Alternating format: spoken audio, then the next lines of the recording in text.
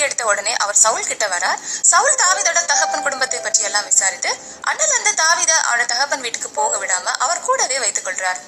தாவீது கூட பேசி முடித்த உடனே சவுலோட குமாரன் யோனத்தானுடைய ஆத்மா தாவீதின் ஆத்மாவோட ஒன்றாய் இணைக்கப்பட்டிருந்தது. யோனத்தான் தாவீதை அவரோட உயிரை போல சிநேகிக்கிறார். அவங்க 2 பேரும் ஒரு உடன்படிக்கை பண்ணி கொண்டாங்க.